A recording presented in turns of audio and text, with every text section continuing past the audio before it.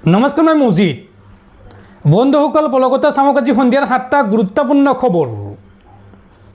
প্ৰথমটো খবৰ, উচ্চতৰ মাধ্যমিক চূড়ান্ত পৰীক্ষাৰ ফলাফলৰ দিন ঘোষণা। অহা 28 এপ্ৰিলত ঘোষণা কৰা হ'ব উচ্চতৰ মাধ্যমিক চূড়ান্ত পৰীক্ষাৰ ফলাফল। 28 এপ্ৰিলৰ পুৱা 10 বজাৰ লগে লগে শিক্ষাৰ্থীসকলে লাভ কৰিব ফলাফল। এই বৃহৎ ঘোষণা মুখ্যমন্ত্ৰী হিমন্ত বিশ্ব শৰ্মাৰ। উচ্চতৰ মাধ্যমিক চূড়ান্ত পৰীক্ষাৰ ফলাফলক লৈ ডাঙৰ খবৰ। জল্পনা কল্পনাৰ ওৰ পেলাই হায়াৰ ছেকেণ্ডাৰী চূড়ান্ত পৰীক্ষাৰ ফলাফলৰ দিন ঘোষণা। অহা 28 এপ্ৰিলত ঘোষণা কৰা হ'ব উচ্চতৰ মাধ্যমিক চূড়ান্ত পৰীক্ষাৰ ফলাফল। সামাজিক মাধ্যম যোগে এই ঘোষণা কৰিলে মুখ্যমন্ত্ৰী হিমন্ত বিশ্ব শৰ্মাই। আৰু সকলো পৰীক্ষাৰ্থীলৈ শুভেচ্ছা জ্ঞাপন মুখ্যমন্ত্ৰী হিমন্ত বিশ্ব শৰ্মাৰ। পৰৱৰ্তী খবৰ, ৰাজ্যত পুনৰ বৃদ্ধি পালে কণীৰ দাম। সাধাৰণ জনতাৰ ওপৰত মাধমাৰ সদায় পুনৰ বৃদ্ধি পালে কণীৰ দাম। 170 টকীয়া কণীৰ প্লেট হ'লগৈ 200 টকা। প্ৰতিটো কণীৰ দাম বৃদ্ধি পাইছে 1 টকাকৈ। উৎপাদন কম হোৱাৰ বাবে বাঢ়িছে কণীৰ দাম। পৰৱৰ্তী খবৰ, পশ্চিমবংগত ভোটাৰক ধন বিলোৱাৰ অভিযোগত আটক অসমৰ বিজেপি নেতা কিশোৰ নাথ। টকা বিতৰণৰ সময়তে গাড়ীসহ হাতে লোটে ধৰিলে একাংশ স্থানীয় লোকে আৰু স্থানীয় লোকে আটক কৰি গতাই দিয়ে পশ্চিমবংগ আৰক্ষীক। পশ্চিমবংগত ভোটাৰক ধন বিলোৱাৰ অভিযোগত আটক বিজেপি নেতা। কাছাৰৰ বৰখলা বিধানসভা সমষ্টিৰ প্ৰাক্তন বিধায়ক কিশোৰ নাথক আটক পশ্চিমবংগ আৰক্ষীৰ। অভিযোগ মতে নিশা একাংশ ভোটাৰক 5,000কৈ টকা বিলাইছিল কিশোৰ নাথে। হিংগলগঞ্জ সমষ্টিৰ বিজেপিৰ প্ৰাৰ্থী ৰেখা পাত্ৰৰ হৈ চলাইছিল নিৰ্বাচনী প্ৰচাৰ। আৰু সমষ্টিটোত পশ্চিমবংগৰ দ্বিতীয় পৰ্যায়ৰ নিৰ্বাচনত হ'ব ভোট গ্ৰহণ। টকা বিতৰণৰ মাজতে গাড়ীসহ হাতে লোটে ধৰিলে স্থানীয় একাংশ লোকে। আৰু প্ৰচাৰ চলাবলৈ গৈ বংগাৰক্ষীৰ আলহী হ'বলগীয়া হ'ল কিশোৰ নাথ। সামাজিক মাধ্যমত কিশোৰ নাথৰ ভিডিঅ' ভাইৰেল হৈ পৰাত এতিয়া বৰাক উপত্যকাত তীব্ৰ চাঞ্চল্য। আনহাতে এই সমগ্ৰ অভিযোগক ভিত্তিহীন বুলি দাবী কৰিছে কিশোৰ নাথে। মন্দিৰৰ কীৰ্তন সমিতিয়ে পাবলগীয়া ধনহে পৰিশোধ কৰিছিল বুলি মন্তব্য কৰে বিজেপি নেতাগৰাকীয়ে। বিৰোধী দলে উদ্দেশ্য প্ৰণোদিতভাৱে ভুৱা প্ৰচাৰ চলোৱাৰ অভিযোগ কিশোৰ নাথৰ। দৰ্শকসকল, আৰু বহুতো গুৰুত্বপূৰ্ণ খবৰ আছে। তাৰ আগতে আপোনাক জনাওঁ যে যদি আপুনি এতিয়ালৈকে এইটো ভিডিঅ'ত লাইক কৰা নাই তেন্তে এতিয়াই ভিডিঅ'টোত লাইক কৰি দিয়ক। আৰু এনেকুৱা ধৰণৰ ভিডিঅ'সমূহ নিতৌ চাবলৈ চেনেলটো ছাবস্ক্ৰাইব কৰি কাষত থকা বেল আইকনটো প্ৰেছ কৰি ৰাখক। পৰৱৰ্তী খবৰ, জুবিন গাৰ্গক হত্যা কৰাৰ কোনো প্ৰমাণ নাই। জুবিন গাৰ্গৰ কোঠাত সুৰাৰ যোগান ধৰাৰো কোনো প্ৰমাণ নাই। জুবিনৰ মৃত্যুৰ বাবে কোনেও দায়ী নহয়। আদালত চৌহদত এই বিস্ফোৰক মন্তব্য শ্যামকানু মহন্তৰ পত্নী অনিতা ডেকা মহন্তৰ। খং হিংসা আঁতৰাই এক হ'ব লাগিব সকলো। কাৰোবাক ফাঁচি দে, কাৰোবাক মাৰ, এইবিলাক এৰিব লাগিব। জুবিনৰ মৃত্যুৰ বাবে দায়ী কোনেও নহয়।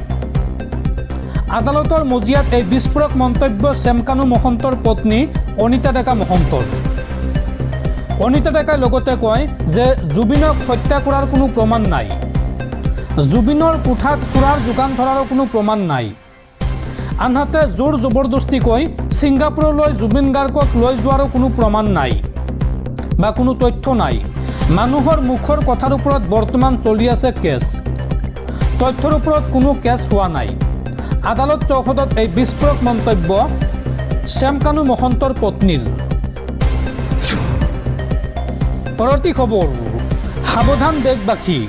দেশত অত্যাধিক হাৰত বৃদ্ধি পাইছে গৰম। ক্ৰমাৎ অগ্নিপিণ্ড হ'বলৈ গৈ আছে নেকি ভাৰত। বিশ্বৰ উষ্ণতম মহানগৰীৰ 19খনেই ভাৰতৰ। 21 এপ্ৰিললৈকে 44 ডিগ্ৰী চেলছিয়াছলৈ দেশত বৃদ্ধি পাইছে তাপমাত্ৰা। ক্ৰমাৎ অগ্নিপিণ্ড হ'বলৈ গৈ আছে ভাৰত। বিশ্বৰ উষ্ণতম মহানগৰীৰ 19খনেই ভাৰতৰ।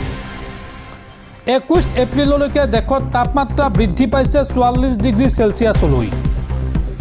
বিহাৰ, উৰিষ্যা, পশ্চিমবংগত তাপমাত্ৰা সৰ্বাধিক হাৰত বৃদ্ধি পাইছে। ভাগলপুৰ, আসানসোল, তালচেৰ চহৰৰ তাপমাত্ৰা 44 ডিগ্ৰী চেলছিয়াছ। লগতে বেগুচৰাই, মতিহাৰী, মুংগেৰ, ভোজপুৰ আৰু চিৱান চহৰ আটাইতকৈ উষ্ণতম চহৰ হিচাপে পৰিগণিত হৈছে। আৰু নেপালৰ লুম্বিনী চহৰেও স্থান লাভ কৰিছে বিশ্বৰ অন্যতম উষ্ণতম চহৰৰ তালিকাত স্থান লাভ কৰিছে। পৰৱৰ্তী খবৰ, ইৰাণৰ সৈতে চলি থকা যুদ্ধত শেষ হ'ল আমেৰিকাৰ অস্ত্ৰ ভাণ্ডাৰ। 50% পেট্ৰিয়ট আৰু থাৰ্ড ক্ষেপণাস্ত্ৰ শেষ কৰিলে ট্ৰাম্পে। চোৰাংচোৱাৰ প্ৰতিবেদনত প্ৰকাশ পাইছে এই ভয়ংকৰ তথ্য। ইৰাণৰ সৈতে চলি থকা যুদ্ধত শেষ হ'ল আমেৰিকাৰ অস্ত্ৰ ভাণ্ডাৰ। আমেৰিকাই শেষ কৰিলে অস্ত্ৰ ভাণ্ডাৰৰ প্ৰায় 50% পেট্ৰিয়ট আৰু থাৰ্ড ক্ষেপণাস্ত্ৰ। অস্ত্ৰ ভাণ্ডাৰ শেষ হোৱাৰ বাবেই চিন্তিত ট্ৰাম্পে শান্তিৰ প্ৰস্তাৱ আগবঢ়াইছে। চোৰাংচোৱাৰ প্ৰতিবেদনত প্ৰকাশ পাইছে এই ভয়ংকৰ তথ্য। ইৰাণৰ সৈতে যুদ্ধ কৰি আমেৰিকাই শেষ কৰিলে 30% টমাহক ক্ষেপণাস্ত্ৰ। আকাশৰ পৰা ভূপৃষ্ঠলৈ নিক্ষেপ কৰিব পৰা SM-3 আৰু SM-6 ক্ষেপণাস্ত্ৰ ভাণ্ডাৰৰ 20% শেষ কৰিছে আমেৰিকাই।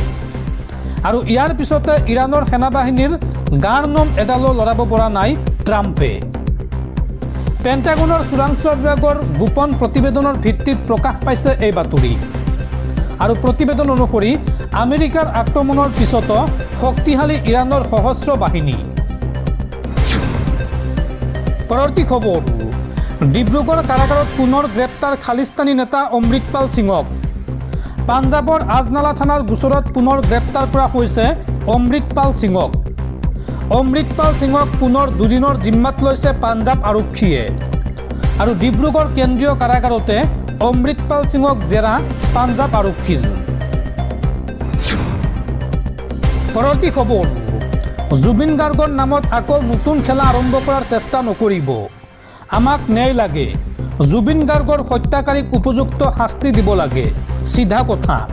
শ্যামকানু মহন্তৰ পত্নীৰ মন্তব্যৰ পিছতে সামাজিক মাধ্যমত এই মন্তব্য জুবিন গাৰ্গৰ ভগ্নী পামী বৰঠাকুৰৰ। পৰৱৰ্তী খবৰ, পশ্চিমবংগৰ মুৰ্ছিদাবাদত ব্যাপক নিৰ্বাচনী হিংসা। নিশা নিৰ্বাচনী হিংসাই লৈ ভয়ংকৰ ৰূপ। একাংশ অচিনাক্ত দুষ্কৃতিকাৰীয়ে নিক্ষেপ কৰিলে হস্ত নিৰ্মিত খাৰুৱা বোমা। আৰু এই বিস্ফোৰণত কেইবাজনো লোক আহত হৈছে। পশ্চিমবংগৰ মুৰ্ছিদাবাদত ভয়ংকৰ নিৰ্বাচনী হিংসা।